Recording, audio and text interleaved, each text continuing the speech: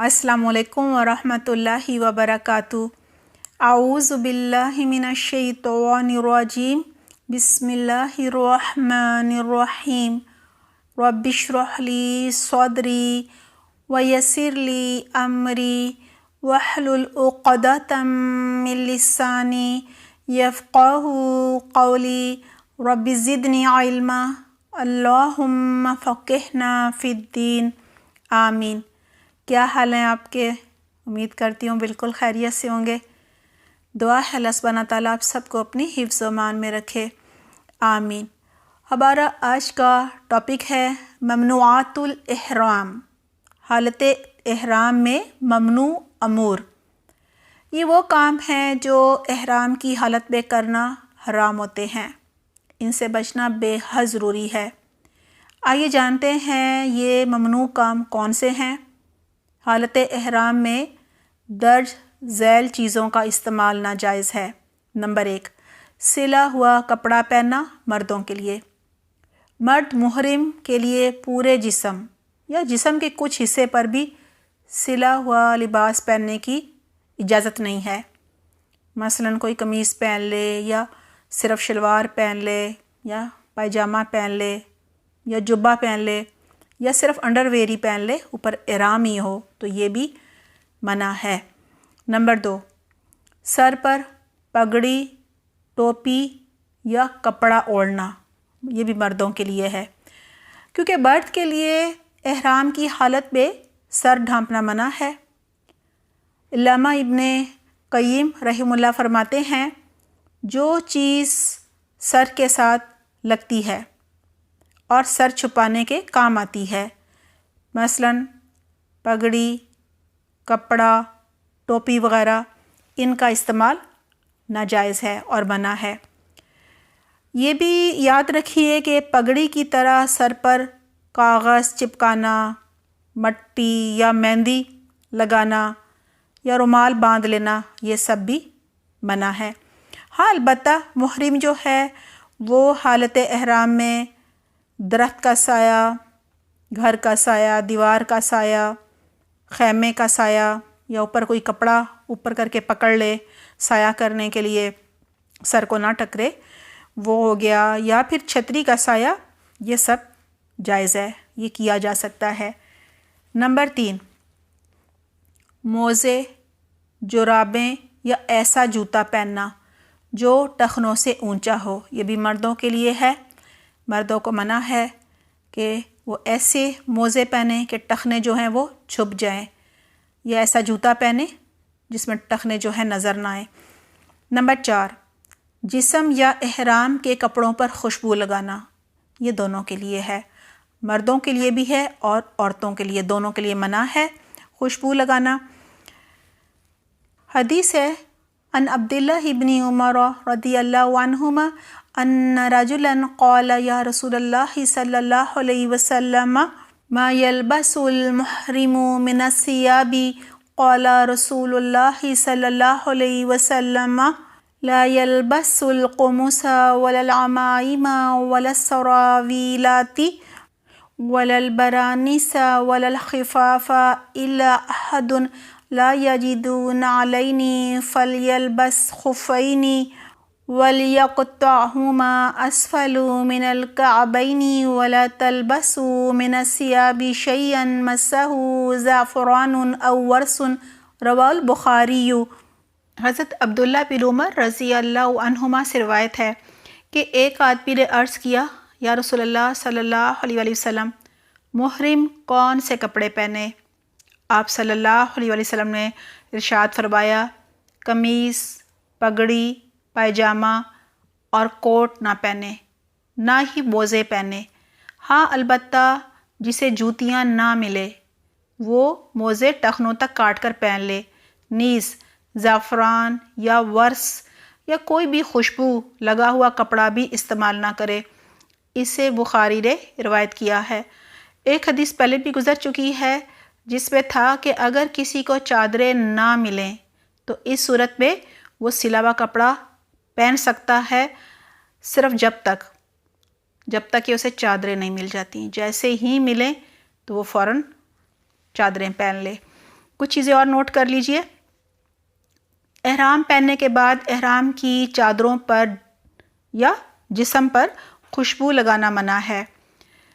یعنی احرام میں اگر لا علمی یا بھول چوک سے کوئی غلطی ہو جائے، آپ نے خوشبو لگا لی یا آپ نے غلطی سے کچھ اور کر لیا، سلا ہوا کپڑا پہن لیا یا سر پر ٹوپی غلطی سے پہن لی یا جوتے ٹخنوں سے اوپر پہن لیے، لیکن غلطی سے یہ سب کچھ ہو گیا اور جیسے ہی پتہ چلا تو آپ نے، یعنی جیسے علم ہوا، آپ کو دھیان آپ کا گیا تو فوراً آپ نے اس عمل سے رک گئے، تو پھر کوئی فدیہ نہیں ہوتا، کوئی دم نہیں ہوتا۔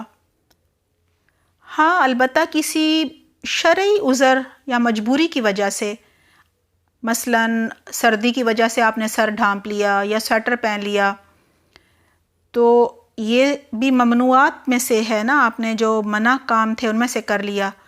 گناہ تو نہیں ہوگا، ظاہر مجبوری ہے، لیکن فدیہ ادا کرنا جو ہے وہ ضروری ہے۔ اور فدیہ کیا ہے؟ ایک قربانی دی جائے یا 6 مسکینوں کو کھانا کھلایا جائے یا 3 دن کے روزے رکھے جائیں۔ اور 6 مسکینوں کا کھانا کیا ہوتا ہے؟ 3 سا یعنی 7.5 کلوگرام گندم یا اس کی برابر قیمت جو ہوتی ہے کسی ایک مسکین کو دے دی جائے یا 6 مسکینوں کو تقسیم کر دی جائے، دونوں طرح سے جائز ہے۔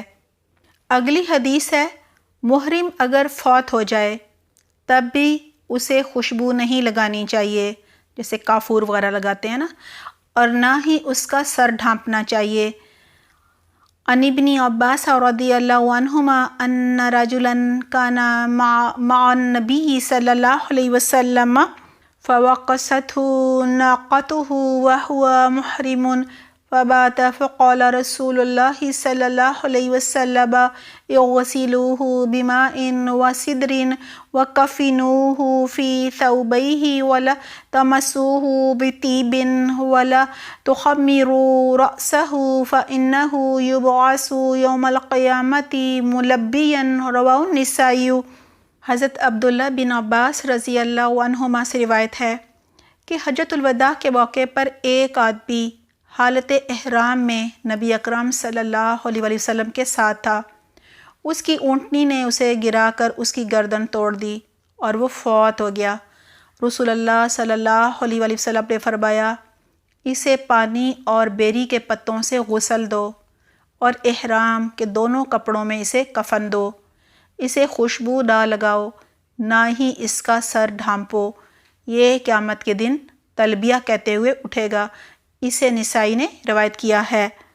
محرم کو خوشبو کے استعمال سے روکنے کی شاید حکمت یہ ہے کہ وہ دنیا کی زینت اور اس کی لذتوں سے اور اس کی آسائشوں سے دور رہے اور اس کا سارا دھیان آخرت کی طرف رہے۔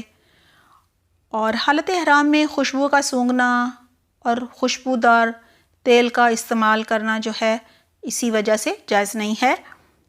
اگلی حدیث ہے، محرم نہ نکاح کر سکتا ہے، نہ کرا سکتا ہے، نہ ہی نکاح کا پیغام بھیج سکتا ہے۔ عن ابان ابن عثمان ابن عفان رضی اللہ عنہ یقول قال رسول اللہ صلی اللہ علیہ وسلم لا ينكح المحرم ولا ينكح ولا يخطب، رواہ مسلم۔ حضرت ابان رضی اللہ عنہ کہتے ہیں، میں نے حضرت عثمان رضی اللہ عنہ کو کہتے ہوئے سنا ہے کہ رسول اکرم صلی اللہ علیہ وسلم نے فرمایا، محرم نکاح کرے نہ کروائے اور نہ ہی نکاح کا پیغام بھیجے، اسے مسلم نے روایت کیا ہے۔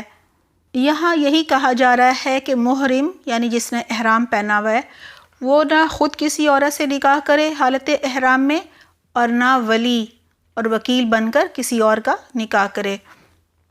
اگلی حدیث ہے، حالت احرام میں بال کاٹنا، سر منڈانا یا ناخن کاٹنا منع ہے۔ محرم کے لیے حرام ہے کہ وہ اپنے بدن کے کسی بھی حصے سے بلا عذر یعنی شرعی عذر کے بغیر بال مونڈے یا کاٹے یا اکھاڑے۔ سورۃ البقرہ کی آیت نمبر 196 میں بھی ہے، وَلَا تَحْلِقُوا رُؤُوسَكُمْ حَتَّى يَبْلُغَ الْهَدْيُ مَحِلَّهُ، اور اپنے سر نہ منڈواؤ جب تک کہ قربانی قربان گاہ تک نہ پہنچ جائے۔ یعنی محرم کے لیے سر منڈوانے کی نہیں کے بارے میں اللہ تعالیٰ کا یہ واضح حکم موجود ہے۔ سب علماء کا اس بات پر اتفاق ہے کہ جسم پر موجود جو تمام بال ہیں سر کے بالوں کے ساتھ ساتھ وہ بھی مراد ہیں، کیونکہ یہ جو بال ہوتے ہیں ان کو جب زائل کیا جاتا ہے تو زینت اور صفائی جو ہے وہ حاصل ہوتی ہے، اور یہ احرام کی حالت کے منافی ہے، کیونکہ ایک محرم کا پراگندہ بالوں والا اور غبار آلود ہونا جو ہے وہ اللہ تعالیٰ کو زیادہ پسند ہے۔ ہاں اگر محرم کی آنکھ میں بال اگائیں جنہیں پڑ بال کہا جاتا ہے تو انہیں اکھاڑ دینے سے کوئی فدیہ لازم نہیں آئے گا، وہ اکھاڑا جا سکتا ہے، کیونکہ بال جو ہے وہ اس کی یہ جگہ تو نہیں ہے کہ وہ آنکھوں میں اگ کر آئے نا، اور وہ تکلیف کے باعث بھی ہوتا ہے۔ اسی طرح ہاتھ یا پاؤں کے ناخن کاٹنا جو ہیں وہ منع ہے۔ ہاں اگر کسی ناخن کا کچھ حصہ خود بخود ٹوٹ جائے تو اس سے بھی محرم کو تکلیف ہوتی ہے، لہٰذا اس حصے کو کاٹا جا سکتا ہے یا فائل کیا جا سکتا ہے، یا ناخن خود ہی ٹوٹ کر الگ ہو گیا ہے تو اب آپ اس کو تھوڑا سا فائل کر لیں تو یہ کیا جا سکتا ہے، اس پر کوئی فدیہ نہیں ہوگا کیونکہ اس کے بارے میں محرم جو ہے معذور ہے نا۔ اگر کوئی شخص بیمار ہو یا اس کے سر میں کوئی تکلیف ہو پھر وہ سر منڈوا لے تو فدیے میں روزے رکھے یا صدقہ دے یا قربانی کرے، اس پر بات پہلے بھی ہو چکی ہے۔ حضرت کعب بن عجرہ رضی اللہ عنہ کا کہنا ہے کہ میرے سر میں جوئیں پڑنے کی وجہ سے تکلیف تھی، میں اسی حال میں رسول اللہ صلی اللہ علیہ وسلم کی خدمت میں پیش ہوا اور بتایا کہ دیکھیں جوئیں میرے چہرے پر گر رہی ہیں۔ آپ صلی اللہ علیہ وسلم نے فرمایا میں تو نہیں سمجھتا تھا کہ تمہیں اس قدر تکلیف ہوگی، تم بکری ذبح کرنے کی طاقت رکھتے ہو؟ میں نے کہا نہیں، تب یہ آیت نازل ہوئی فَفِدْيَةٌ مِّن صِيَامٍ أَوْ صَدَقَةٍ أَوْ نُسُكٍ، تو فدیے میں روزے رکھو یا صدقہ دے دو یا قربانی کرو۔ یہ آیت نازل ہوئی، آپ صلی اللہ علیہ وسلم نے فرمایا 3 روزے رکھو یا 6 مسکینوں کو کھانا کھلاؤ، ہر مسکین کو نصف سا کھانا دو، اور ایک روایت کے الفاظ یہ ہیں یا ایک بکری ذبح کرو۔ اگلی حدیث ہے محرم عورت کے لیے چہرے کا پردہ کرنا منع ہے، البتہ بوقت ضرورت چہرے کو چھپانے کے لیے عورت چادر یا اوڑھنی وغیرہ استعمال کر سکتی ہے، اگر اوڑھنی چہرے کو چھوئے تو کوئی حرج نہیں۔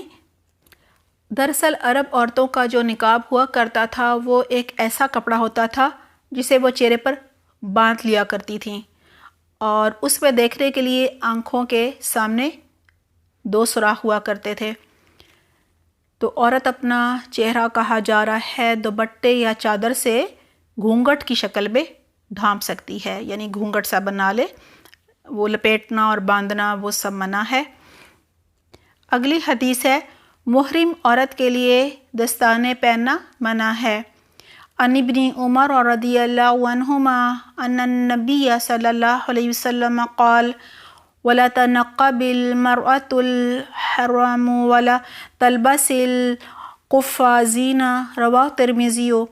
حضرت عبداللہ بن عمر رضی اللہ عنہما سے روایت ہے کہ نبی اکرم صلی اللہ علیہ وسلم نے فرمایا احرام والی عورت نقاب اور دستانے استعمال نہ کرے، اسے ترمذی نے روایت کیا ہے۔ امام ابن قیم رحمہ اللہ فرماتے ہیں کہ عورت کو نقاب اور دستانے پہننے سے جو منع کیا گیا ہے یہ دلیل ہے کہ عورت کا چہرہ مرد کے بدن کی طرح ہے، سر کی طرح نہیں، لہٰذا عورت کے لیے چہرے کی مقدار کا خصوصی کپڑا استعمال کرنا ناجائز ہے، جیسے نقاب یا برقع وغیرہ، لیکن اس کا یہ مطلب بھی ہرگز نہیں کہ وہ چادر وغیرہ سے بھی چہرہ نہ ڈھانپے، اور یہی رائے درست ہے۔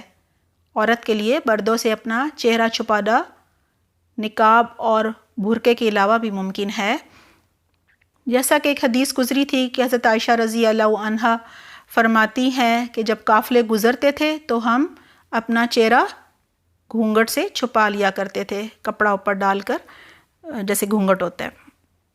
عن عائشہ رضی اللہ عنہا قالت کان الرکبان یمرون بنا ونحن مع رسول اللہ صلی اللہ علیہ وسلم محرمات فاذا حاذوا بنا سدلت احدانا جلبابها من رأسها على وجهها فاذا حاذونا کشفناہ رواہ احمد و ابو داؤد و ابن ماجہ۔ حضرت عائشہ رضی اللہ عنہا فرماتی ہیں کہ ہم رسول اللہ صلی اللہ علیہ وسلم کے ساتھ حالت احرام میں تھیں اور قافلے ہمارے سامنے سے گزرتے تھے۔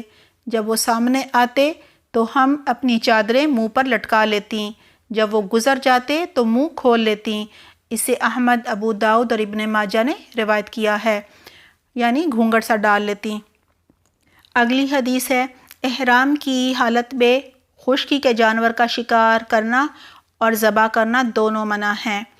احرام کی حالت میں شکاری کی مدد کرنا بھی منع ہے۔ اگر کوئی شخص حالت احرام میں نہ ہو اور وہ اپنے لیے از خود شکار کرے تو محرم کے لیے کھانا جائز ہے، لیکن اگر وہ محرم کو دینے کی نیت سے شکار کیا گیا ہو تو پھر محرم کے لیے کھانا جائز نہیں ہے۔ عن ابی قتادہ رضی اللہ عنہ ان رسول اللہ صلی اللہ علیہ وسلم خرج حاجا وخرجنا معه قال فصرف من اصحابه فيهم ابو قتادہ رضی اللہ عنہ فقال خذوا ساحل البحر حتى تلقوني قال فاخذوا ساحل البحر فلما انصرفوا قبل رسول اللہ صلی اللہ علیہ وسلم احرموا كلهم الا ابا قتادہ فانه لم يحرم فبينما هم يسرون اذ رأوا حمر وحش فحمل عليها ابو قتادہ فأقر منها اتانا فنزلوا فاكلوا من لحمها قال فقالوا اکلنا لحما ونحن محرمون قال فحملوا ما بقي من لحم الاتانی فلما اتوا رسول اللہ صلی اللہ علیہ وسلم قالوا یا رسول اللہ صلی اللہ علیہ وسلم انا كنا احرمنا وكان ابو قتادہ رضی اللہ عنہ لم يحرم فرأينا حمر وحش فحمل عليها ابو قتادہ رضی اللہ عنہ فأقر منها اتانا فنزلنا فأكلنا من لحمها فقلنا نأكل لحم صيد ونحن محرمون فحملنا ما بقي من لحمها فقال هل منكم أحد أمره أو أشار إليه بشيء قالوا لا قال فكلوا ما بقي من لحمها رواہ مسلم۔ حضرت ابو قتادہ رضی اللہ عنہ کہتے ہیں کہ نبی اکرم صلی اللہ علیہ وسلم مدینے سے حج کے لیے نکلے اور ہم بھی آپ صلی اللہ علیہ وسلم کے ساتھ نکلے۔ حضرت ابو قتادہ رضی اللہ عنہ نے کہا کہ آپ صلی اللہ علیہ وسلم نے اور راہ لی اور اپنے صحابہ رضی اللہ عنہم میں سے بعض کو فرمایا تم ساحل سمندر کی راہ لو حتیٰ کہ مجھ سے آ ملو۔ انہی میں حضرت ابو قتادہ رضی اللہ عنہ بھی تھے۔ ان لوگوں نے ساحل بحر کی راہ لی۔ پھر جب وہ رسول اللہ صلی اللہ علیہ وسلم کے پاس پہنچے تو انہوں نے احرام باندھ لیے سوائے حضرت ابو قتادہ رضی اللہ عنہ کے۔ انہوں نے احرام نہیں باندھا تھا اور وہ چلے جا رہے تھے کہ انہوں نے راستے میں وحشی گدھوں کو دیکھا، یعنی نیل گائے کو۔ حضرت ابو قتادہ رضی اللہ عنہ نے ان پر حملہ کیا اور ان میں سے ایک گدھی کی کونچیں کاٹ دیں۔ پھر سب نے ایک جگہ پڑاؤ کیا، اس کا گوشت کھایا۔ پھر انہوں نے آپس میں کہا کہ ہم نے گوشت کھایا حالانکہ ہم محرم تھے، احرام میں تھے، اس کا باقی گوشت ساتھ لے لیا۔ پھر جب رسول اکرم صلی اللہ علیہ وسلم کے پاس پہنچے تو عرض کیا یا رسول اللہ صلی اللہ علیہ وسلم، ہم نے احرام باندھ لیا تھا، لیکن حضرت ابو قتادہ رضی اللہ عنہ نے نہیں باندھا تھا۔ پھر ہم نے چند وحشی گدھے دیکھے اور حضرت ابو قتادہ رضی اللہ عنہ نے ان پر حملہ کر کے ایک کی کونچیں کاٹ ڈالیں۔ ہم نے پڑاؤ ڈالا اور سب نے اس کا گوشت کھایا۔ پھر ہم نے کہا کہ ہم شکار کا گوشت کھا رہے ہیں، حالانکہ ہم احرام باندھے ہوئے ہیں اور اس کا باقی گوشت ہم لے آئے ہیں۔ آپ صلی اللہ علیہ وسلم نے فرمایا، کسی نے تم میں سے اسے حکم تو نہیں دیا تھا، اشارہ تو نہیں کیا تھا، یعنی شکار تو نہیں دکھایا تھا کہ وہ دیکھو شکار جا رہا ہے، نشاندہی تو نہیں کی تھی؟ تو انہوں نے عرض کیا نہیں۔ آپ صلی اللہ علیہ وسلم نے فرمایا، اس کا جو گوشت باقی ہے وہ بھی کھا لو۔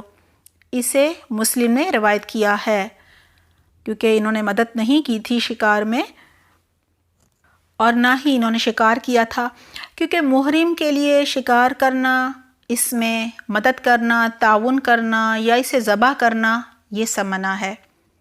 اسی طرح اپنے ہی شکار کیے ہوئے سے کھانا یا جو جانور اس کے لیے شکار کیا گیا ہو اس کا کھانا بھی حرام ہے، کیونکہ یہاں پہ نہ انہوں نے مدد کی تھی اور نہ ابو قتادہ رضی اللہ عنہ نے ان کے لیے شکار کیا تھا۔ یہی وجہ ہے کہ ان کے لیے یہ حرام نہیں تھا۔ اسی طرح جو گھریلو جانور ہوتے ہیں، گھر میں لوگ پالتے ہیں، مرغی، بکری، گائے وغیرہ، ان کا ذبح کرنا بھی حرام نہیں ہے، کیونکہ یہ شکار کرنے کے جانور نہیں ہیں۔ اور جن جانوروں کا گوشت کھانا حرام ہے اور وہ لوگوں کو نقصان پہنچا سکتے ہیں، انہیں بھی قتل کرنا حرام نہیں، مثلا شیر، چیتا وغیرہ۔ اسی طرح اپنے مال و جان کی حفاظت کے لیے حملہ آور جانوروں کو بھی قتل کرنا جائز ہے۔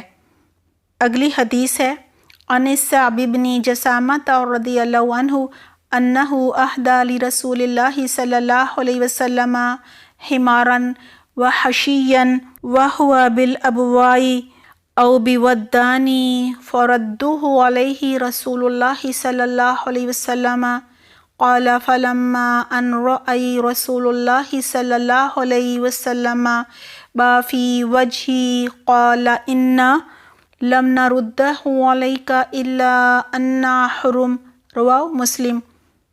حضرت صعب بن جسامہ رضی اللہ عنہ سے روایت ہے کہ انہوں نے رسول اکرم صلی اللہ علیہ وسلم کو ایک جنگلی گدھا شکار کر کے ہدیہ پیش کیا۔ اس وقت آپ صلی اللہ علیہ وسلم وادی ابوا یا ودان میں تھے۔ رسول اللہ صلی اللہ علیہ وسلم نے ہدیہ واپس لوٹا دیا، لیکن جب آپ صلی اللہ علیہ وسلم نے صعب رضی اللہ عنہ کے چہرے پر ملال دیکھا تو فرمایا، ہم نے یہ ہدیہ صرف اس لیے لوٹایا ہے کہ ہم احرام میں ہیں۔ اسے مسلم نے روایت کیا ہے۔ اور جیسا کہ آپ جانتے ہیں، پہلے بھی بات ہو چکی ہے، حالت احرام میں شکار کرنے یا کھانے کا فدیہ ایک قربانی ہے۔ اگلی حدیث ہے، حالت احرام میں جنسی فعل یا گفتگو، لڑائی جھگڑا یا کوئی نافرمانی کا کام کرنا منع ہے۔ عن ابی ہریرہ رضی اللہ عنہ قال قال النبی صلی اللہ علیہ وسلم من حج هذا البیت فلم یرفث ولم یفسق رجع کیوم ولدته امہ، رواہ البخاری۔ حضرت ابو ہریرہ رضی اللہ عنہ کہتے ہیں کہ میں نے نبی اکرم صلی اللہ علیہ وسلم کو فرماتے ہوئے سنا ہے کہ جس شخص نے اللہ کی رضا کے لیے حج کیا اور اس میں کوئی جنسی بات یا جنسی عمل نہیں کیا، اللہ سبحانہ تعالیٰ کی نافرمانی نہیں کی، یعنی کوئی ایسا کام نہیں کیا جس میں اللہ سبحانہ تعالیٰ کی حکم عدولی ہوتی، نافرمانی ہوتی، تو وہ حج کے بعد اس طرح گناہوں سے پاک ہو کر واپس لوٹے گا، اس دن کی طرح جس دن اس کی ماں نے اسے گناہوں سے پاک جنا تھا۔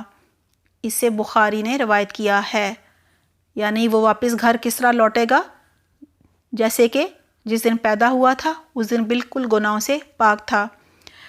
حالت احرام میں اپنی بیوی سے اگر کوئی بحث و کنار کر لے تو پھر ایک قربانی فدیہ ہے، اور اگر شہوت کی وجہ سے انزال بھی ہو جائے تب بھی اس کا فدیہ ایک قربانی ہے۔ اس کے علاوہ توبہ استغفار کرنا بھی ضروری ہے۔ اگلی حدیث ہے، حالت احرام میں بیوی سے صحبت کرنا منع ہے، ایسا کرنے سے حج باطل ہو جاتا ہے۔ حالت احرام میں اگر کوئی بیوی سے صحبت کر لے تو اس کا فدیہ ایک اونٹ کی قربانی ہے، اور دوسرا حج بھی ساتھ ادا کرنا ہوگا، خواہ اس کا یہ حج جو ہے وہ فرض ہو یا نفل ہو، اس کو ہر صورت حج بھی کرنا ہوگا اور ایک اونٹ کی قربانی بھی دینی ہوگی، اور حاجی کو اپنا موجودہ حج بھی مکمل کرنا ہوگا۔